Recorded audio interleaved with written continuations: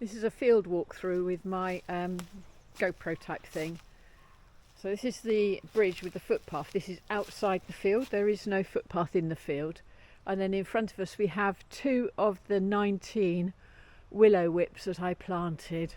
The idea is to coppice these off at about 5 or 6 foot, and then they will sprout from there, and then you coppice them every so often. But obviously I haven't done that, so I've left that for whoever. This, I think, is where the otters play. You can actually see where they come up the bank and then go round the tree and then slide back down again. Looking into the field, so we've got the river bank on my right, and the rest of the field obviously is the cider trees. So there's 10 of these that were collected from Llanidloes fruit farm, I think about 2016. Here we've got another one of my willow whips in a tube. I don't know if you can see that very well. Bang in front of us just there. So walking on up the field, so we've got the cider apple trees, and the hedge on the left has the lane alongside it, and that is cut for me by a Steve Jones. He has a key to the field, he helps himself, and I settle up with him whenever I'm up here and see him. I think it's about £80, and he does the roadside and inside the field. It's interesting to see how these apple cider trees were all planted at the same time, and yet they're quite a variety of sizes. Obviously this is, I think, about the 4th of January, and there was a hard frost last night. The birds are all busy flitting about the trees, and the river, because it's so cold, has beautiful reflections in it.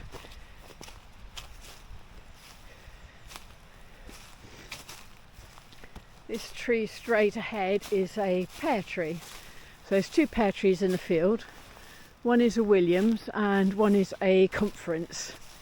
I think this one's the Conference. And then this poorly looking tree is the green gage. It did really well actually this year on the green gage front. 2 more cider trees.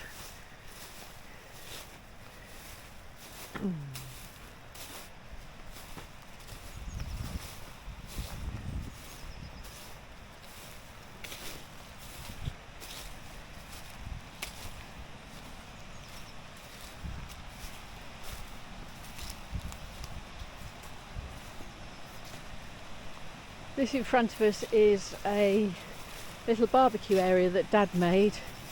He bought the field in 1992, so he would have made it shortly after, I think. Yeah, it's quite good fun.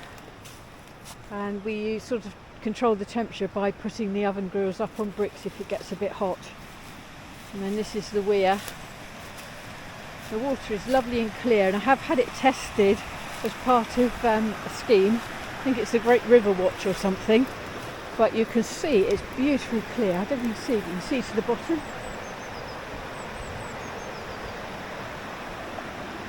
Obviously we get the kingfisher, the dippers, the odd swan, occasional mallard, etc. come up the river. And this is where I put some steps down onto the concrete base here to make getting in and out here easier. And along this wall to the left is where you'll quite often find otter sprains. That's otter poo in other words. And if you pick it up, it smells quite perfumey. It's not unpleasant at all. And that is how you tell the difference between the mink and the otter sprain.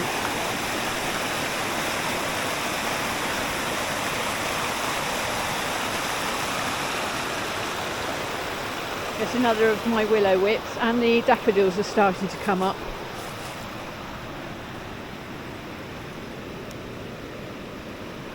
Unfortunately, the sheep got through the little bit of electric fencing he put up last year and managed to eat them. So I'm not sure if they'll come up blind or not. This is a cattle trough, which obviously water for the sheep when they're here. And the sheep can go. There's no agreement with the farmer that they have to stay. But obviously It's a really good way of keeping the grass under control. But I also stand this cattle trough up on a couple of breeze blocks that are about the field, light a fire under it, and use that water to bath in or wash up if I'm here. I just bucket water out of the river into the tank, and then, as I say, light a fire underneath. So coming into the second field now, and this is the weir from the other side.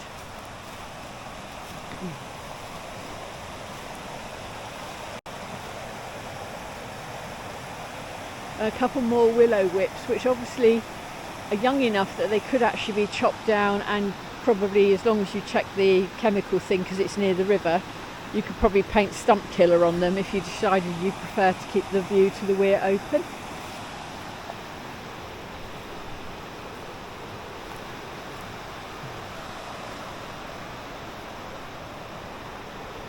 I also get down to the weir here, and then I'll show you, but further on there are actually some steps down to the weir.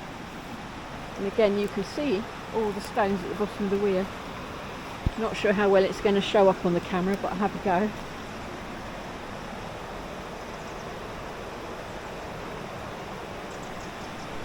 Right, it's looking into the water.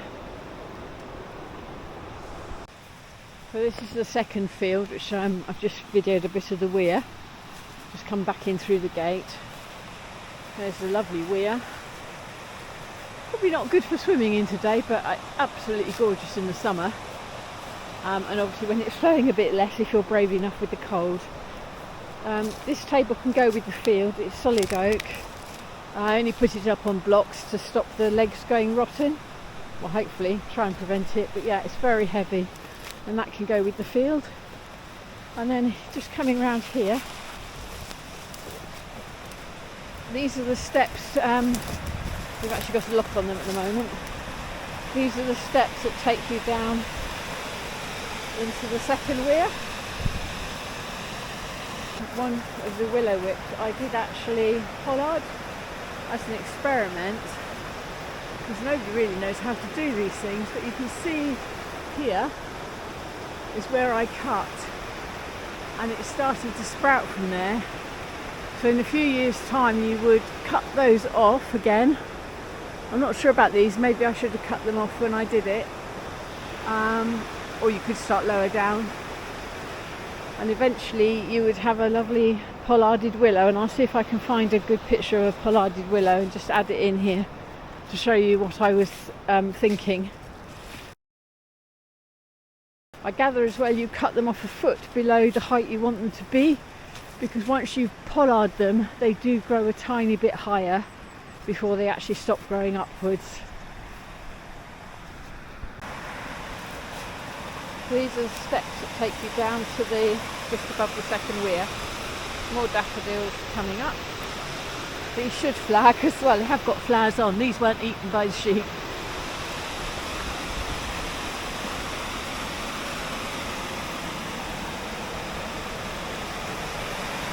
Again, you can see how clear the water is at the moment.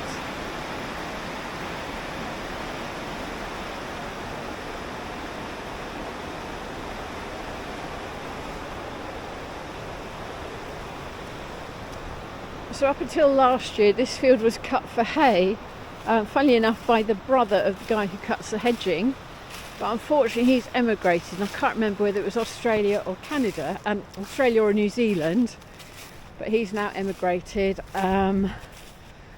So this year we were going to graze it with the sheep, but blue tongue very unusually came higher up the country, and so sheep movements were restricted. So the farmer took his sheep off before they'd had a good munch, rather than risking them getting stuck here. So this is under the tree. My dog loves to lie in this area under the pallet. The lounger has a base, and it's great to sit on above the weir and just rock and watch and hope to see the kingfisher. The incinerator. So when people use the compost toilet, I ask them to put the loo roll in the incinerator, and then I squirt barbecue lighter down the hole of the incinerator and just set light to it, so I don't have to handle it, and it just stops the paper going in the compost loo. But I'm not sure if anything else takes advantage of that or not. This is the second field. This one always has more moles in it than the other one for some reason. Picnic table again can go with the field, not a problem. And then just walking down through this second field to the Hazel coppice. I think we had -3 last night according to my van. But yeah, pretty cold. It's a good time though to get in the field and do some work, because obviously doing some bits and bobs around the field in this weather really warms you up, which is quite nice.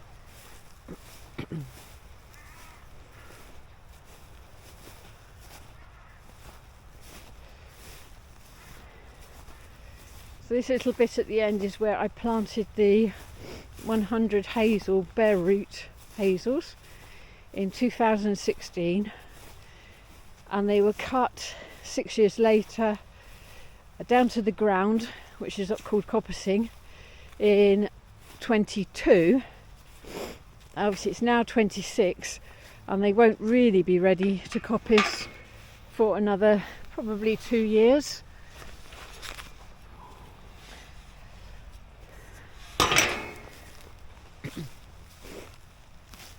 There is also a couple of oak trees in here which I haven't cut down.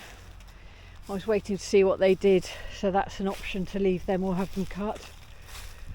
I'm not sure how well we're going to be able to see this, but this is the Hazel coppice.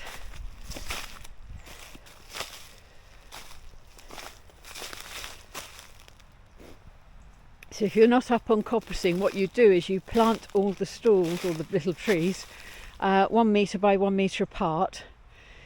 And this tightness of planting forces them to grow up straight, because obviously they're looking for the light, and that's what gives you your uprights for hurdle making, sort of wigwam things that you see where people put their beans on as supports. So yeah, this is looking quite good. And then moving back here, this is the very last bit of the field. Oh, and 2 pheasants. A tree that Dad planted as a baby Christmas tree, I imagine. And then this is the elite that bounds the field, which I forgot to show you on the way up, so I'll show you on the way back down. Beyond this is a very small triangle of land, which doesn't seem to belong to anyone when I asked the land registry. It's just a little parcel of land.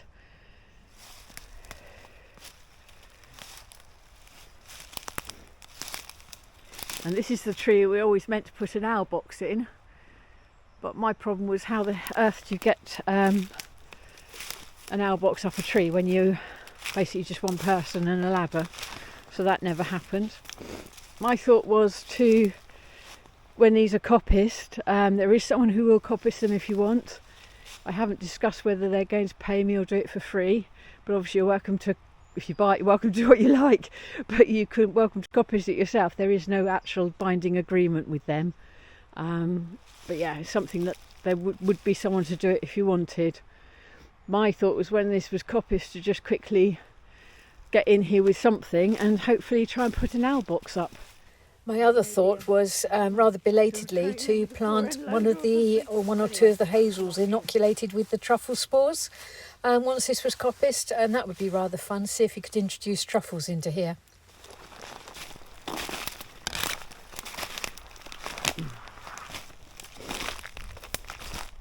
Quite a bit of dead wood here. Oh, you can see the leek here. And you can see where the fencing used to be for this field, just there, and it's come in. Obviously it's got to be one side of the trees or the other. It can't really go up the middle of the leek because it would rot the post, because obviously the leek is a little stream. This is looking back into the second field. This is a mulberry tree, not doing very well. If I could, and some more daffodils at the base of it, and somebody has a little hole here. I imagine it might be rabbits. I don't think it's a badger.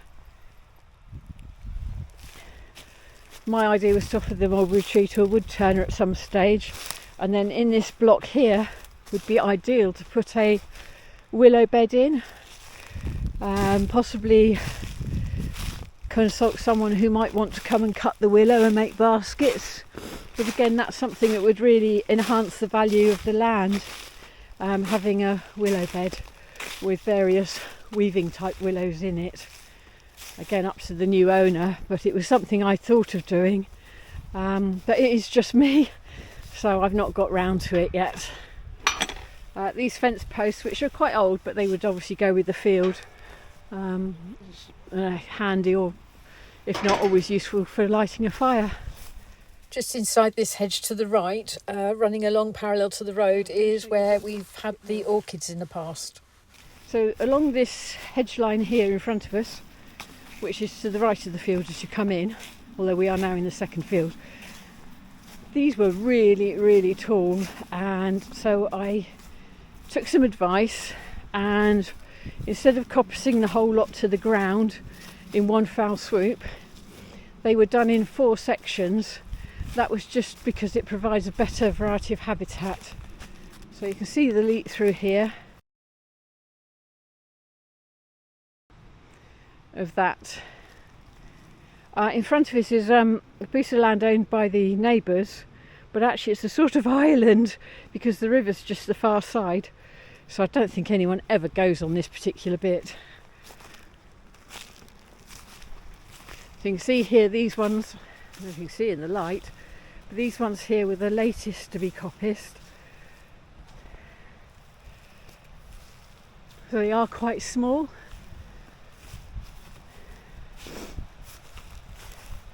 And then we have a gap. Now when we coppiced these, the actual stool, the bit on the ground, was probably 2 foot across. So with them being that age, there's always a slight risk they won't come back. And that's quite nice because you've then got the odd bald patch which lets a bit more light into the field, and again a bit of different habitat. So this lot here were definitely coppiced longer ago, and then as we get to the end we've got the older ones, and again because it's winter get a really good view into the leat. And as I say, that is, the boundary is in the middle of this bit here, so it is another 6 foot plus, but obviously there's not really much you can do about it, apart from walk up and down it if you want to, but fencing in the middle of it is not really practical.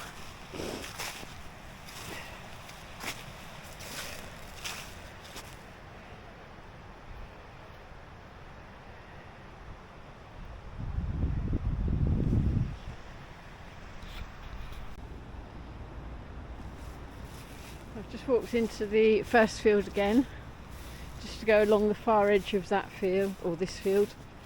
So you've got a damson tree here. It produces masses and masses of damsons.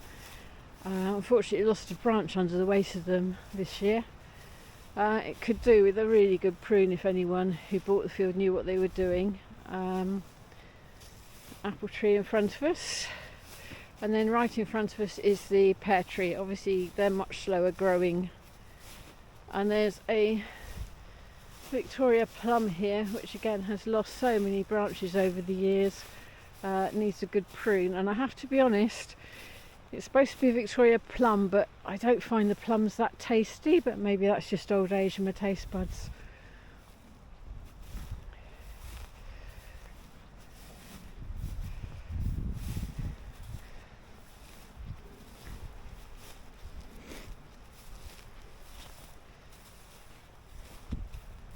There's 4 blue posts in front of us. Just be careful. They mark what I think is probably a rabbit hole. I have never seen a rabbit in this field, to be honest, but maybe that's the dog. But yeah, it's a rabbit hole there, I imagine. And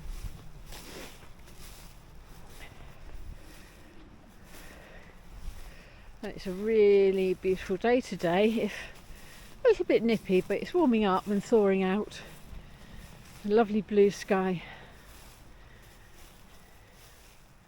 And as I say, it's about I think it's about the 5th of January. Anyway, it's the It's Monday, whatever day that is, or date that is.